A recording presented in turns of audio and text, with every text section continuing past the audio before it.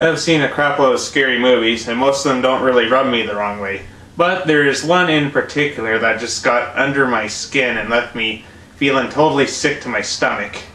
And trust me, I have seen Cannibal Holocaust, a Serbian film, and Salo, 120 Days of Sodom.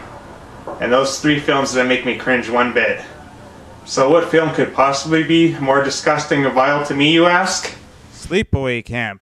More like Sleepaway Cramp. Ha ha ha, he he he. Anyway, I can be honest, I seen this film when I was about 14, and I guess I couldn't stomach it. So, I'm getting my revenge and facing this failed abortion once and for all. So, the gloves are off. Let's see if much has changed since I last seen this movie. I'm gonna give it pros and cons and see who comes out on top, me or this ridiculous Camp B movie. Alright, let's roll.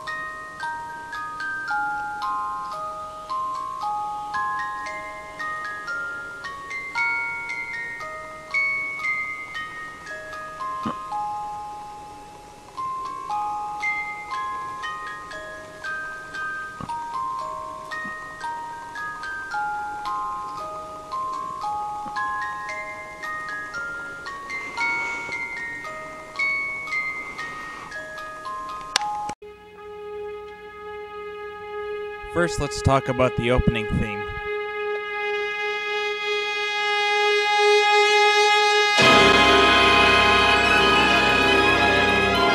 Holy shit, is this the most irritating theme music I have ever heard?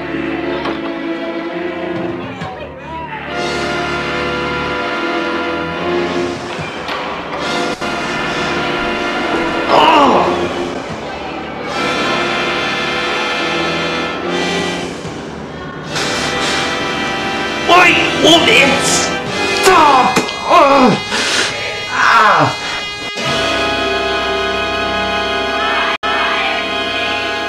Worst opening theme ever. Then we have these crafty mofos claiming that one can do better than the other on motorboating. But then what happens? The motorboat kills some poor kid, and yes, I know this death is supposed to be part of the movie's plot, but really?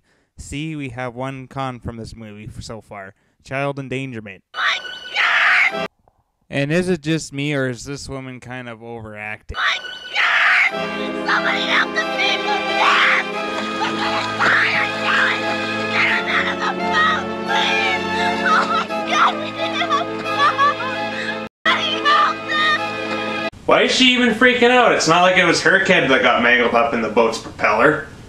So how could I not see the three of them? That's another reason I hate this scene. They were a mile away. They could have just stopped the boat or turned the damn thing around. Jeez. Have they been drinking or doing drugs? Like, really? But I can be fair. I never drove a motorboat in my life. But I think I can still do better than those assholes. At least I wouldn't be running down children. God. So cut to 8 years later. You know, I really hate it when movies do that. We're introduced to a really loud and batshit crazy woman. She calls down Richard and Angela, who's the killer of the movie, by the way. Oops! Spoilers! Anyway, it looks as though Angela's not too fond of this woman. I wonder why. Padding. Padding.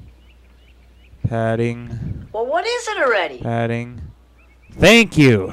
God, let's get this movie over with already. So she gives them some filled out physical sheets and sends them off to camp.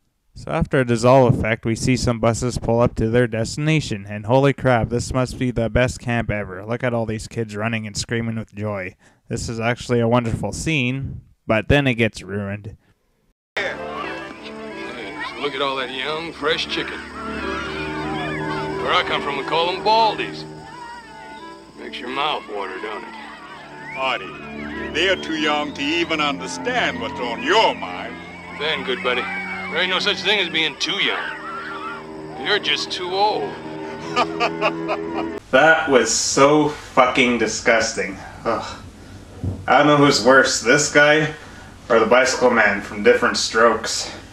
Yes, did I mention this movie's totally perverted at every level? That's another con, being perverse.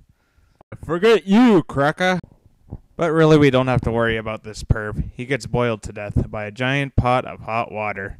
Okay, I can give it a pro for that. Never really seen anyone get killed. Well, actually, They never really made it clear if he gets killed. I think he just burned himself.